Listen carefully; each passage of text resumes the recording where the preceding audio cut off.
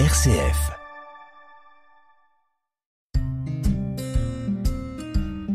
Bienvenue dans Paroles et chemins de prière sur RCF Cœur de Champagne.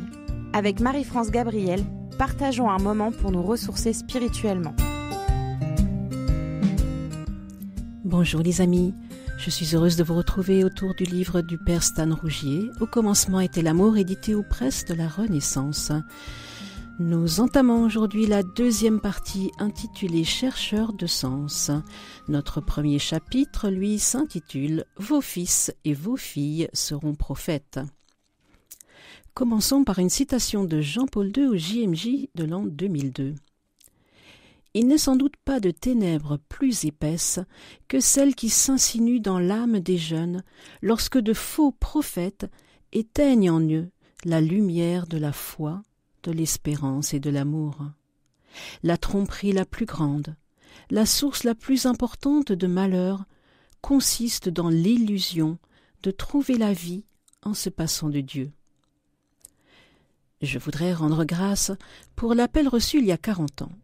Mon bonheur, ma chance, mon privilège auront été de passer les 3/4 de ma vie avec des jeunes. Je me suis émerveillée de leur authenticité.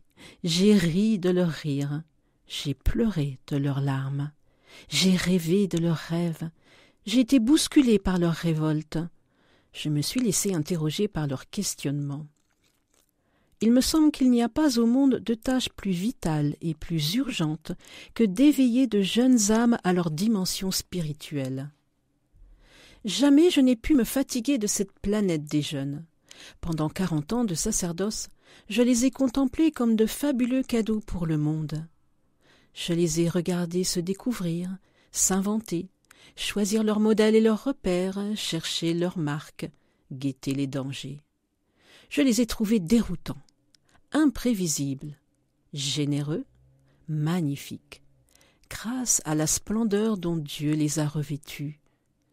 Ézéchiel chapitre 16, verset 14. Ils sont dans cette étape décisive de leur vie où ils ont à choisir le sens qu'ils veulent lui donner. Certains vont peut-être s'enfoncer dans le vertige des faux bonheurs. D'autres s'ouvrent aux rêves de Dieu sur eux. N'est-ce pas durant notre jeunesse que se disent les premiers oui et le premier non à la vie de l'esprit? Invité dans 4 ou 5 lycées différents chaque mois à travers la planète, c'est toujours la même doléance que j'entends. La même protestation. Parmi les centaines de questions, la plupart portent sur le mal et la souffrance. Pourquoi ce nouveau-né handicapé à vie? Pourquoi ce jeune lycéen qui se suicide? Pourquoi cette inondation, ce tremblement de terre, cette éruption volcanique, cet accident? Pourquoi les camps de concentration? Élie Wiesel, juif rescapé des camps, a écrit une lettre à Dieu. En voici quelques phrases. Auschwitz avait été comme but, non seulement de nous détruire, mais de te détruire, toi, le Père de l'humanité. Pourquoi alors ne pas songer en même temps à ton chagrin? Regardant tes enfants souffrir, n'as-tu pas souffert comme eux, voire avec eux? Aucune parole n'est à la démesure de certaines souffrances. Mais nous pouvons nous délivrer d'un Dieu indifférent ou malveillant, en sachant qu'il n'a aucune complicité avec le mal et qu'il souffre avec nous. Notre Créateur est si peu indifférent qu'il ne cesse de nous mobiliser, de solliciter nos générosités pour diminuer la part de malheur. « Sauve mon peuple » demande-t-il à Moïse.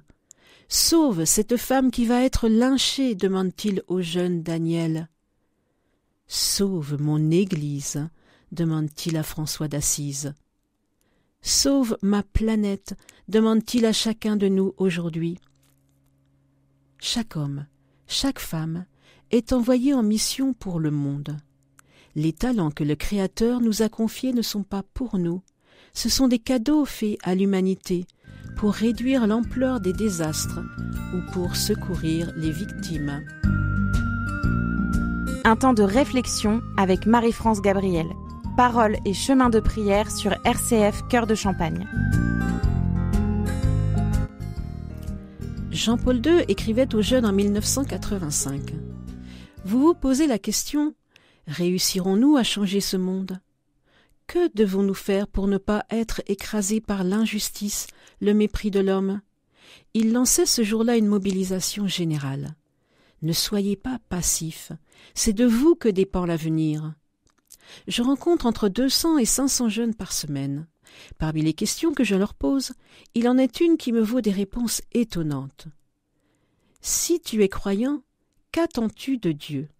Que peut-il attendre de toi ? La moitié répondre « Je n'en sais rien ».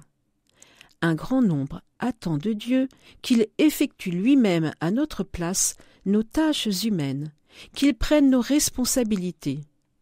Si le Seigneur exauçait leurs demandes, nous serions tous au chômage. Il renvoie à Dieu les travaux que Dieu nous a confiés. Pour eux, c'est au Créateur de trouver une solution à la famine. Les maladies, c'est son affaire. La guerre, c'est à lui de l'empêcher ou d'y mettre un terme. « J'attends de Dieu qu'il répare la couche d'ozone », écrivait un jeune de terminale. Il pensait sans doute que Dieu étant sur place, ce serait plus commode.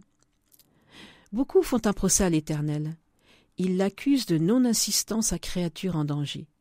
Ils écrivent « On se demande s'il existe vraiment, car à regarder l'état de ce monde, sa présence ne se voit pas beaucoup. » Ou bien « Depuis la mort de ma mère, j'ai compris qu'il n'existait pas. » On se souvient des contes de fées ou des marraines qui changent allègrement les citrouilles en carrosse, les souris en chevaux d'attelage, les torchons en robe de bal. Nous voudrions un tout-puissant magicien. Eh bien, soit, mais la baguette magique choisie par l'enchanteur, c'est nous. Lorsque je leur dis cela, beaucoup se dérobent comme le jeune homme riche de l'Évangile.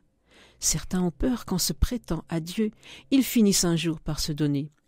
D'autres découvrent avec émerveillement le sens de leur vie.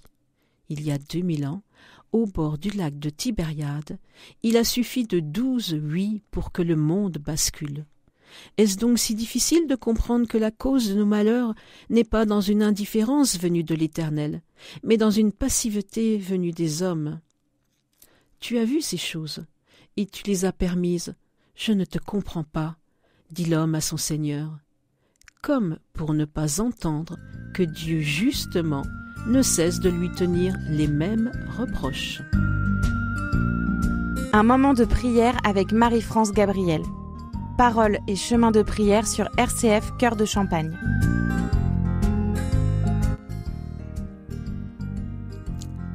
Seigneur, nous te confions tous les jeunes, tous ceux qui se posent des questions, tous ceux qui t'accusent des malheurs du monde. Éclaire leur discernement et viens conduire tous les êtres humains à lutter ensemble contre le mal dans la fraternité et la recherche de ta vérité. Avant de nous quitter, je vous propose d'écouter un chant interprété par les Frangines, Notre-Dame. Le feu brûle dans nos cœurs trop petits, qui s'allument peu à peu dans la nuit, et nos yeux d'une seule voix qui supplie voient les flammes qui ravagent Notre-Dame.